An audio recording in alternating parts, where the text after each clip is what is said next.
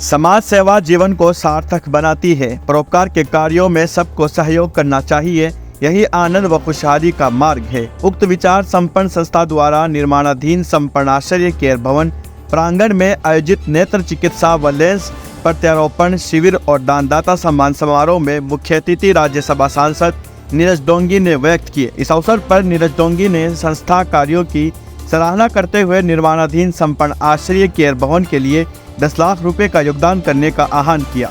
Jaipur Calgary eye hospital के सहयोग से आयोजित नेत्र चिकित्सा व लेंस प्रत्यारोपण शिविर में कुल 154 मरीजों के आंखों की जांच की गई, जिसमें से 25 मरीजों को मोतियाबिंद ऑपरेशन के लिए चिन्हित किया गया और 7 मोतियाबिंद के मरीजों को ऑपरेशन के लिए एम्बुलेंस से हॉस्पिटल ले जाया गया। अनेक मरीजों को दवाइयां व चश्मे के नंबर दिए गए। दानदाता सम्मान समारोह की शुरुआत दीप प्रज्वलन व संपन्न प्रार्थना के साथ की गई। संस्थापक अध्यक्ष आर्किटेक्ट डॉक्टर दौलतराम माल्या ने सभी का धन्यवाद व आभार व्यक्त किया। लोक गायक व ग्राम पंचायत भटेरी के सरपंच बेदराज बेरवा ने सेवा कार्यों पर लोकगीत प्रस्तुत किया। समारोह में विशिष्ट अतिथि सेवानिवृत्त IAS डॉक्टर BL जाटावत, राज्य वस्तु व सेवा कर विभाग के विशेष आयुक्त RP बेरवा, सेवानिवृत्त IFSL R बेरवा, RSRDC के उप महाप्रबंधक सुभाष आर्य, भारतीय जीवन बीमा के सेवानिवृत्त प्रबंध निदेश हेमंत भार्गव, राजस्थान जन आधार प्राधिकरण के संयुक्त निदेशक सीताराम स्वरूप, राजकीय कन्या महाविद्यालय चौमू के प्रोफेसर डॉक्टर हेमलता अंकोदिया, भारतीय मानक ब्यूरो के सेवानिवृत्त निदेशक सतीश कुमार जैन, सेवानिवृत्त तहसीलदार कैलाश गुप्ता, व्यवसायी व समाज सेविका डॉक्टर सुनीता दामिनी गुप्ता, राज्य उपभोक्ता संरक्षण परिषद के सदस्य बरजेंद्र चौधरी, परिषद शिल्पकार पंकज भार्गव उपस्थित रहे।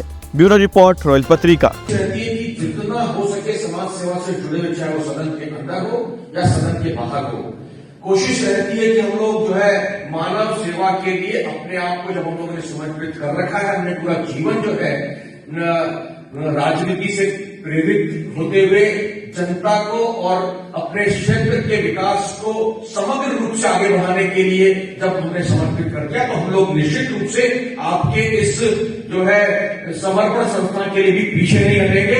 ये मैं आपसे कहने के लिए आया हूं अभी। और जब मैं एक बात बताना चाहता हूं, जब काम करते हैं तो आपको खींचने वाले भी बहुत मिलते हैं।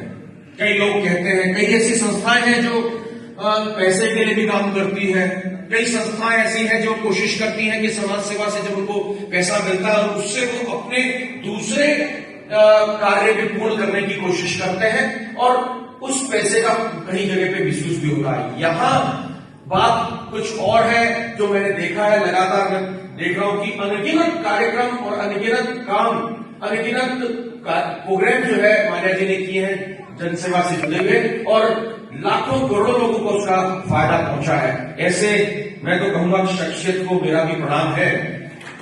और ऐसे में एक चंद पंक्तियां कहना चाहूंगा कि किस प्रकार से जो है आगे बढ़ने वाले को खींचने की कोशिश की जाती है। एक शाम जो रोशन दिया बुझा लाया मैं, दीपक होता है ना, दीपक, एक शाम रोशन दिया बुझा लाया मैं, तमाम शहर कहीं से हवा उठा लाया। तो ऐसे अब जब आप दीपक को जलाने की कोशिश करेंगे तो उसको बुझाने की कार्रवाई भी करने वाले मिलेंगे। तो मैं माल्या जी कहना चाहूंगा कि आप निरंतर करते रहिए कोशिश। आपको रोकने वाले, टोकने वाले, खींचने वाले और आपके दीपक को बुझाने वाले भी कई अनगिनत मिलेंगे, लेकिन आपको हमेशा रोशन दीपक को लेकर के आगे बढ़ते रहना है और उस दीपक की लौ को जो है बुझाने से रोकने वाले जैसे उस हाथ को रोक करके चलते रहेंगे। आपके सामने मैं ये कहना चाहता हूं, क्या यहां पे अनाउंसमेंट करूं, एक कार्रवाई इन्होंने खुद ने मुझे कहा कि इस तरह तो अगले बजट मुझे रिलैक्स करने की कार्रवाई उन्होंने कर दी पहले ही। ये चुनावी वर्ष था और आप समझ सकते हैं कि राज्यसभा सांसद के लिए विधायक सबसे महत्वपूर्ण होता है, जिसने उसको वोट डाल करके उस मुकाम तक पहुंचाया है। और जब विधायक की बात आती है तो चुनावी वर्ष में चुनाव से पहले, आचार संहिता लगने से पहले अनगिनत विधायकों ने अपने अपने क्षेत्र में विकास कार्यों को लेकर के मुझसे जो निवेदन किए मैंने उसको पूर्ण करने का काम किया। मैं समझता हूं कि इस वर्ष का बजट लगभग वहां चला गया है, लेकिन फिर कोशिश करेंगे। कोई बजट किसी वजह से अगर रुकेगा तो मार्च के पहले पहले इस बिल्डिंग के लिए निश्चित रूप से मैं कोई ना कोई फंड आपको जरूर दूंगा और उसका जो अमाउंट होगा वो 10 लाख रुपए से कम नहीं होगा, ये भी मैं कहना चाहता हूँ। 10 लाख रुपए की अनाउंसमेंट ही मान लीजिए कि 10 लाख रुपए इस बिल्डिंग के लिए 10 लाख रुपए का मेरा अनाउंसमेंट रहेगा। कोशिश रहेगी मार्च के पहले इसको रिलीज करके आपको इस बिल्डिंग को पूरा करने के लिए हम लोग जो है प्रेरित करेंगे। रहा सवाल मार्च के बाद का, उस समय भी देखेंगे।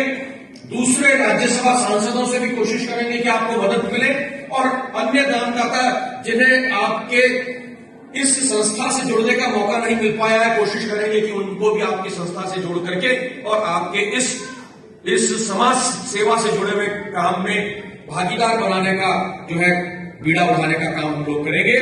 मैं बहुत लंबी बात नहीं कहना चाहूंगा, कहने को बहुत कुछ होता है। नेता जब माइक पकड़ते हैं तो माइक छोड़ते नहीं है।